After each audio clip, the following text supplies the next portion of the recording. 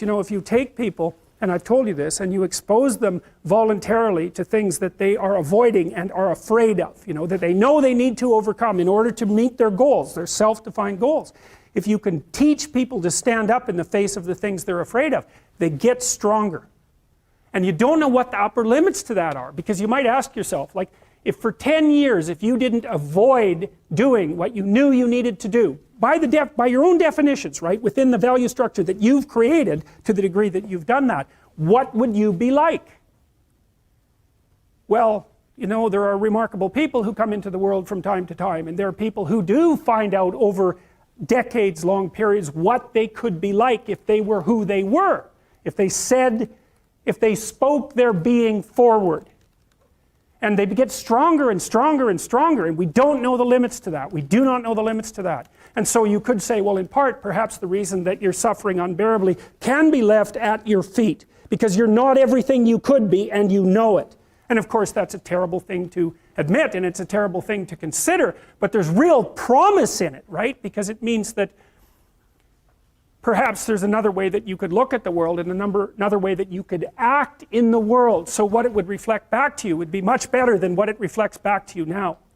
And then the second part of that is, well, imagine that many people did that, because we've done a lot as human beings. We've done a lot of remarkable things, and I've told you already, I think before, that today, for example, about 250,000 people will be lifted out of abject poverty, and about 300,000 people attached to the electrical power grid. We're lifting people out of poverty collectively at a faster rate that's ever occurred in the history of humankind by a huge margin. And that's been going on unbelievably quickly since the year 2000. The UN had planned to have poverty between 2000 and 2015, and it was accomplished by 2013. So there's inequality developing in many places, and you hear lots of political agitation about that. But overall, the tide is lifting everyone up, and that's a great thing, and we have no idea how fast we could multiply that if people got their act together and really aimed at it. Because, you know, my experience is with people that we're probably running at about 51% of our capacity. I mean, you can think about this yourselves. I often ask undergraduates how many hours a day you waste, or how many hours a week you waste, and the classic answer is something like 4 to 6 hours a day. You know, inefficient studying, watching things on YouTube that not only do you not want to watch, that you don't even care about, that make you feel horrible about watching after you're done. That's probably 4 hours right there. You know, you think, well, that's 25 hours a week, it's 100 hours a month, that's 2.5 full work weeks, it's half a year of work weeks per year. And if your time is worth $20 an hour, which is a radical underestimate, it's probably more like 50 if you think about it in terms of deferred wages. If you're wasting 20 hours a week, you're wasting $50,000 a year. And you are doing that right now. And it's because you're young, wasting $50,000 a year is a way bigger catastrophe than it would be for me to waste it, because I'm not going to last nearly as long. And so if your life isn't everything it could be, you could ask yourself, well, what would happen if you just stopped wasting the opportunities that are in front of you? You'd be, who knows how much more efficient? 10 times more efficient, 20 times more efficient. That's the Pareto distribution. You have no idea how efficient people get. It's off the charts.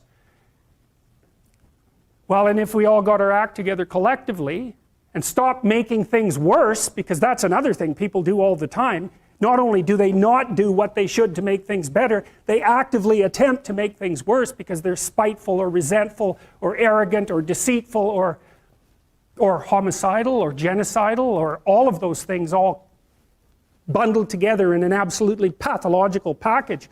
If people stopped really trying just to make things worse, we have no idea how much better they would get just because of that. So there's this weird dynamic that's part of the existential system of ideas between human vulnerability, social judgment, both of which are major causes of suffering, and the failure of individuals to adopt the responsibility that they know they should adopt. And that's the thing that's interesting too, is that, and like another thing I've often asked my undergraduate classes is, you know, there's this idea that people have a conscience. And you know what the conscience is. It's this feeling or voice you have in your head just before you do something that you know is stupid, telling you that probably you shouldn't do that stupid thing. You don't have to listen to it, strangely enough. But you go ahead and do it anyways, and then, of course, exactly what the conscience told you was going to happen inevitably happens, so that you feel even stupider about it than you would if it happened by accident. Because you know, I knew this was going to happen, I got a warning it was going to happen, and I went and did it anyways. And the funny thing too is that that conscience operates within people, and we really don't understand what the hell that is. So you might say, well, what would happen if you abided by your conscience for 5 years or for 10 years? What sort of position might you be in? What sort of family might you have? What sort of relationship might you be able to forge? And you can be bloody sure that a relationship that's forged on the basis of who you actually are is going to be a lot stronger and more welcome than one that's forged on the basis of who you aren't. Now, of course, that means that the person you're with has to deal with the full force of you in all your ability and your catastrophe, and that's a very, very difficult thing to negotiate.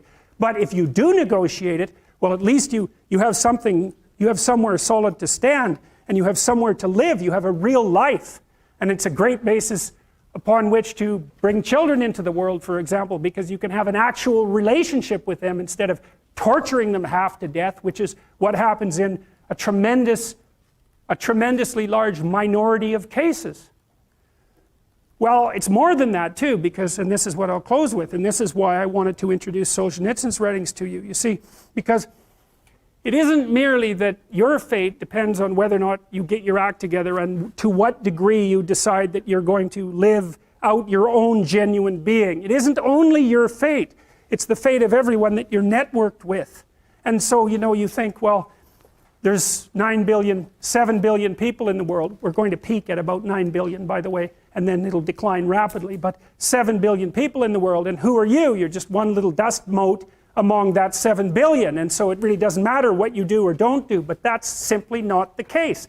It's the wrong model, because you're at the center of a network. You're a node in a network. Of course, that's even more true now that we have social media. You'll know 1,000 people, at least, over the course of your life. And they'll know 1,000 people each, and that puts you one person away from 1,000,000, and 2 persons away from 1,000,000,000. And so that's how you're connected, and the things you do, they're like dropping a stone in a pond. The ripples move outward, and they affect things in ways that you can't fully comprehend, and it means that the things that you do and that you don't do are far more important than you think.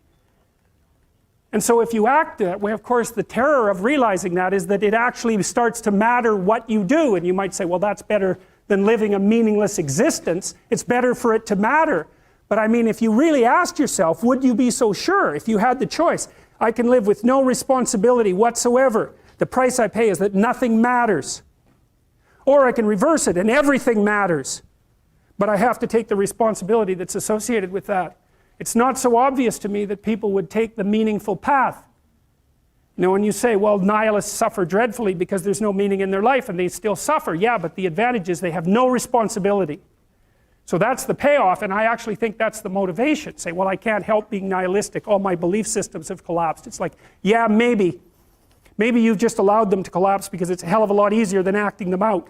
And the price you pay is some meaningless suffering, but you can always whine about that and people will feel sorry for you, and you have the option of taking the pathway of the martyr, so that's a pretty good deal, all things considered, especially when the alternative is to bear your burden properly and to live forthrightly in the world. Well, what Solzhenitsyn figured out, and so many people in the 20th century, it's not just him, even though he's the best example, is that if you live a pathological life, you pathologize your society. And if enough people do that, then it's hell. Really. Really. And you can read the Gulag Archipelago if you have the fortitude to do that, and you'll see exactly what hell is like. And then you can decide if that's a place you'd like to visit, or even more importantly, if it's a place you'd like to visit and take all your family and friends. Because that's what happened in the 20th century.